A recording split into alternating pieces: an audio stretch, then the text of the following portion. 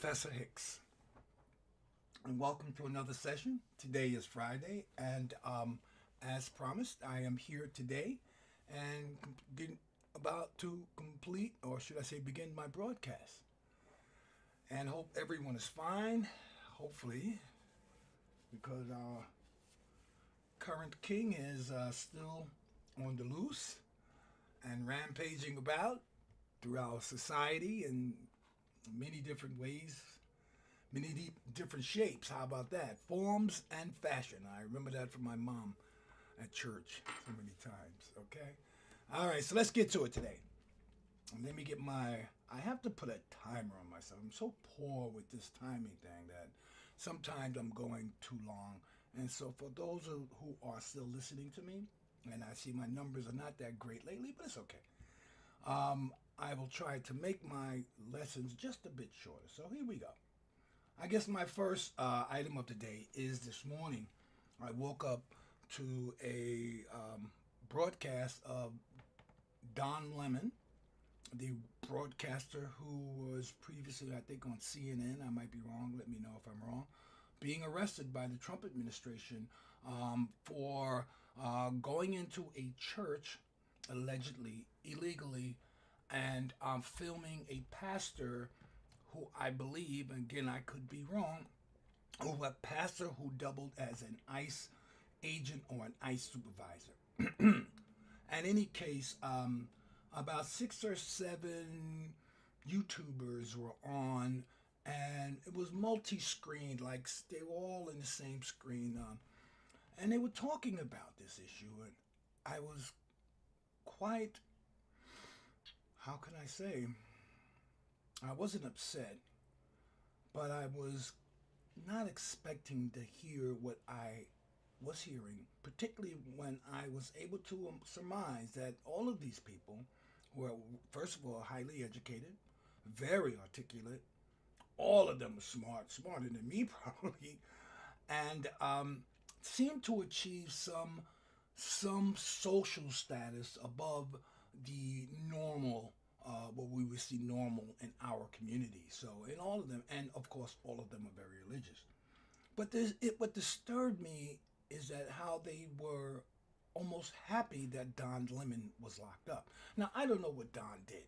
I'm just hearing from what they were reporting, and even though I do understand, you know, violating church protocols or any religious protocols requires some sort of consequence. But what disturbed me was they seemed to not just enjoy what happened to him now, and I mean enjoy, but even asking for further sanctions against this man. Now, the other thing was very prominent in their discussion was the fact that he is gay. And they never used the word gay, but I know Don Lemon is gay, and most people do. But it was very disturbing for 6 black, highly intelligent people from both sexes, articulate, probably nice people as well. I couldn't say that. But to listen to them demonize Don Lemon for what they considered to be some infraction of protocols that regarded or related to the church. And they began to call themselves conservatives as well, at the same time trying to debunk the conceptions of parties, of political parties, but at the same time claiming to be conservatives. And it just was disturbing. It was really disturbing. I mean, black people demonizing black people. I can understand if Don had went into the church and did something to someone violently. I get it. But because he went in to expose something that he believed to be not church-like, and for these folks to be really, really, I mean, they weren't kidding. It was scary. It was for me. Because one of the things I take hope in is that my people, we have kept something that has been with us for so long, and that is our humanity.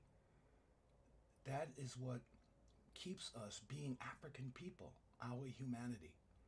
We can't lose that. And these people seem to be moving towards that goal. I mean, religion has been a savior for us, has been a savior, but it also has been a sufferer. Religion has divided us from time immemorial and still is happening. And I'm hopeful, though. I'm hopeful. I'm hopeful because I look beyond our country and I look at Africa and I see some wonderful things going on there that might, in the next 100 years, change this, this fever, this ingrained, inculcated thing we have with religion. And I understand where it comes from. I'm a historian, so I do know where it comes from. But it is disturbing when it's applied and used as is.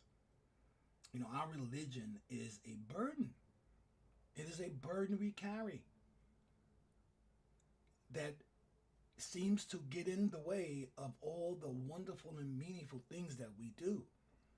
But we allow this burden to carry, and we're carrying it like a raft over a dried river. Yes, like a raft over a dried up river.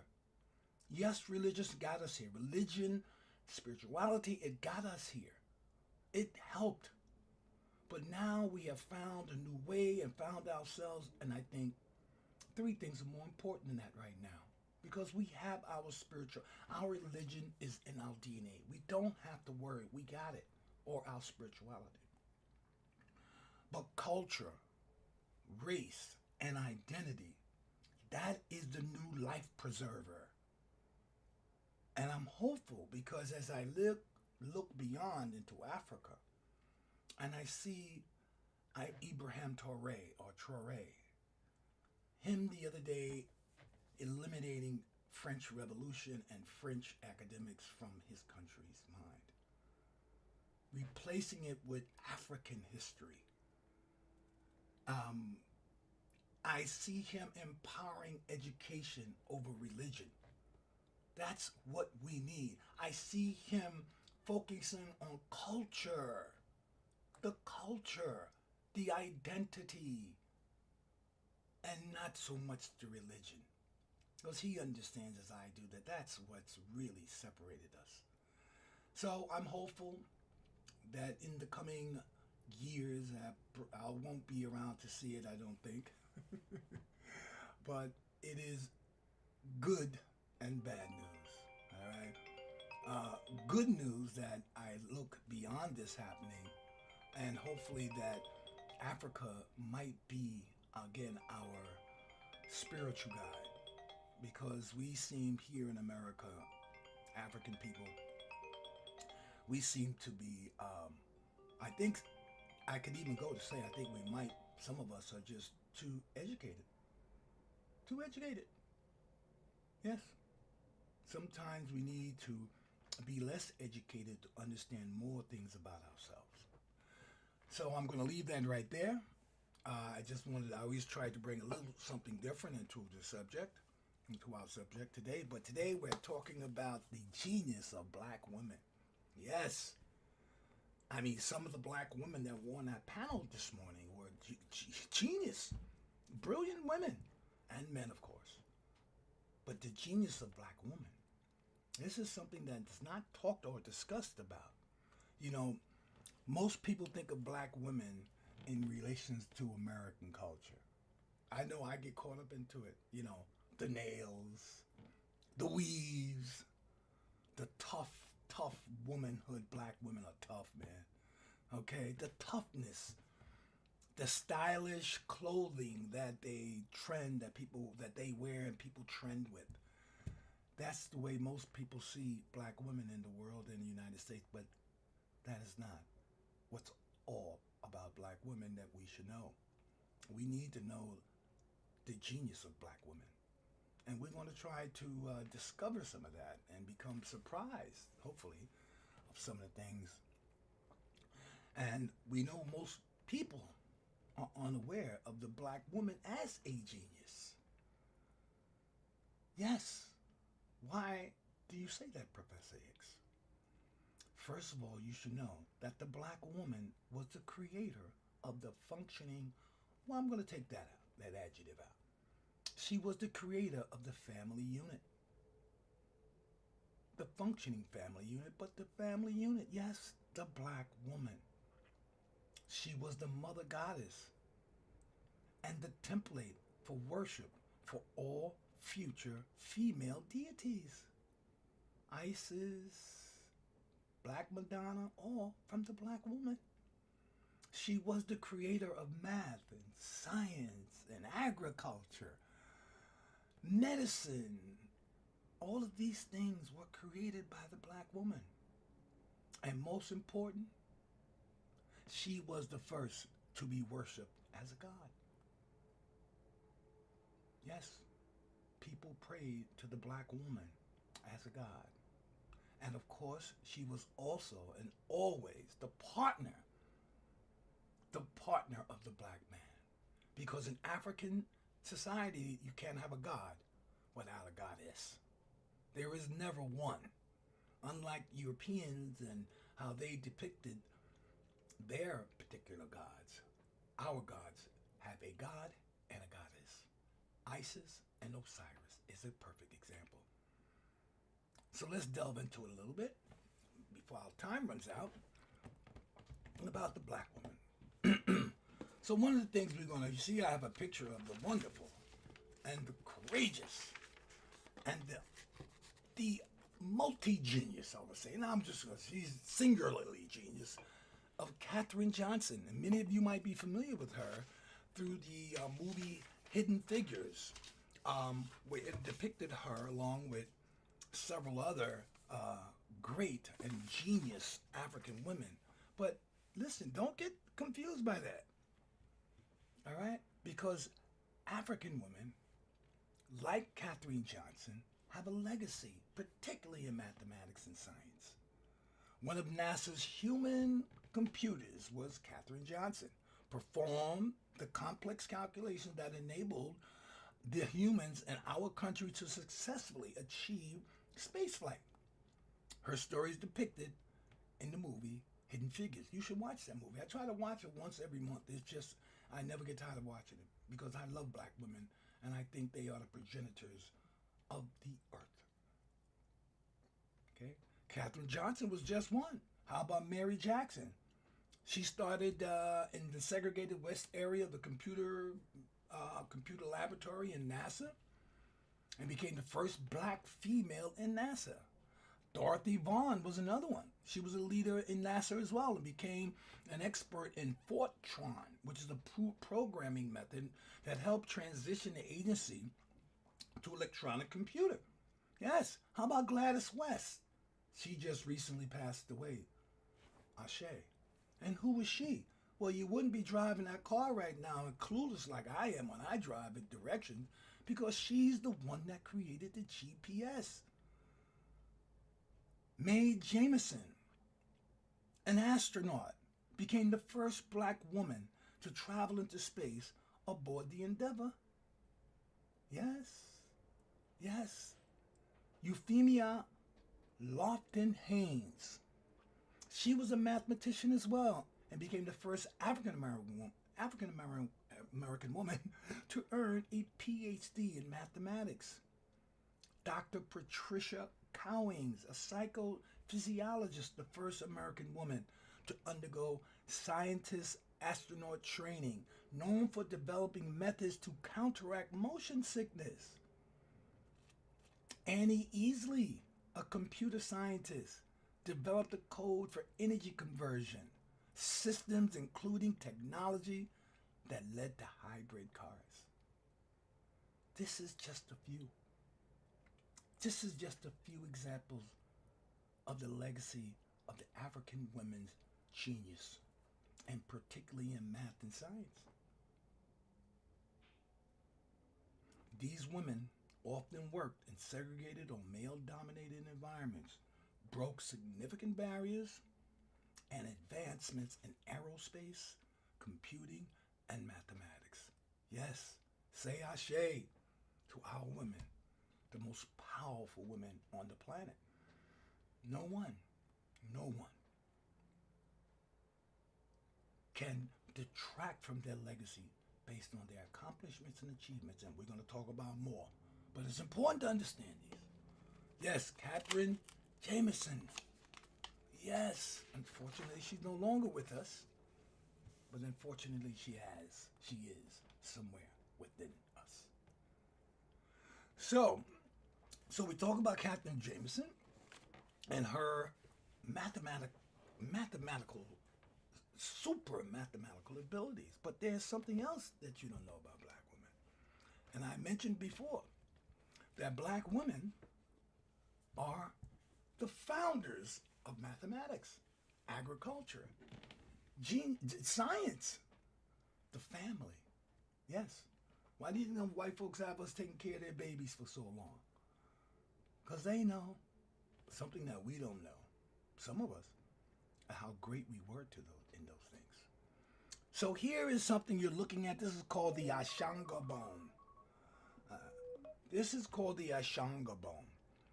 And this bone was found in near Uganda, near Lake Edwards in Central Africa, the Congo.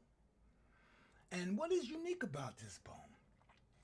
Well, this bone is our first or the oldest example of African female mathematical genius. All right? This bone was used for a few different things. First, Africans used this bone, African women, because this bone was where they were able to keep a record of their menstrual cycle. You see, math was born through the menstrual cycle, through the cycle of seasons. Most histories of mathematics devote a few pages to ancient Egypt and to modern or northern Africa during the Middle Ages. Generally, they ignore the history of mathematics in Africa south of the Sahara and give the impression that history either did not exist or at least is not knowable, traceable, or stronger still, that there was no mathematics at all in the south of the Sahara. In history, to Europeans, even the Africanity of the Egyptian mathematics is often denied or suffers Eurocentric views. Mathematics was formed by the African woman. High in the mountains of central equatorial Africa on the border of Uganda and Zaire lies Lake Edward, the source of the Nile. It is a small area, about 30 to 60 miles. Though the area is sparsely populated today, approximately 25,000 years ago, by the shores of the lake lived a small community that fished, that gathered, and grew crops. The settlement only existed for a few hundred years before it was being buried. It was buried in a volcanic eruption. The place where the remains were found has a new name given to these people, called the Ashango, after the bone. Among their remains is the second oldest mathematical object ever found in Africa. Some say the Ashango bone is the oldest table of prime numbers. On the basis of microscopic examination, that it represented the 6-month lunar calendar, prime numbers, or menstrual calendar. Now, this Ashango bone has prime numbers, and these prime numbers, if you don't know, are basically we would call the uneven numbers in mathematics, like 11, 12, not even 12, 11. I have a few of them. 1 is one of them, but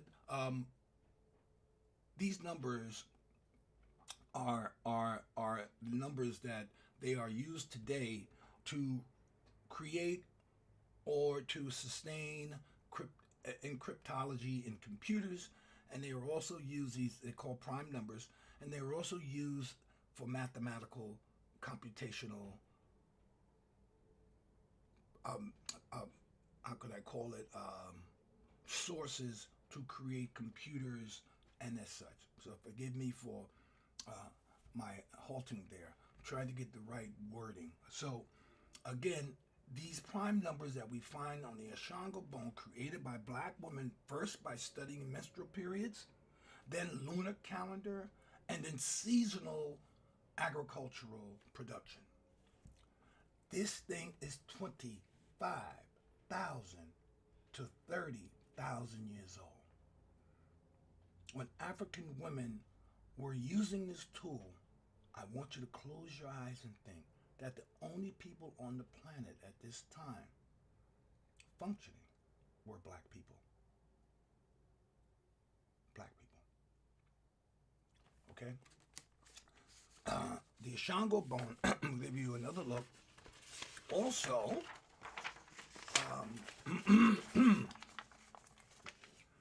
as I mentioned, has markings on it that reveal to us, yes, the prime numbers. And there are the prime numbers there. They're all uneven. Prime numbers are pretty much uneven.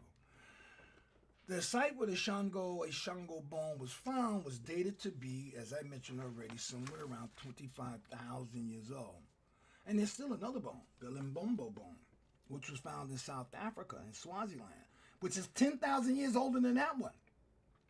All of this was found and created by women, folks. Let me see. Okay. Let me just read this to you. The markings on row A and B each add to 60. Row B contains the prime numbers between 10 and 20. Row A is quite consistent with numeration based on 10, since the notches are grouped as 20 plus 1, 20 minus 1, 10 plus 1, and 10 minus 1. Finally, row C seems to illustrate the method for duplication or multiplication by 2, used more recently when the Egyptians practiced mummification. Recent studies with microscopes illustrate more markings, as it is now understood the bone is also a lunar phase counter. All of this by African women genius. Who but a woman keeping track of her cycles would need a lunar calendar? Were women our first mathematicians? Yes, they were, and more particularly, black women.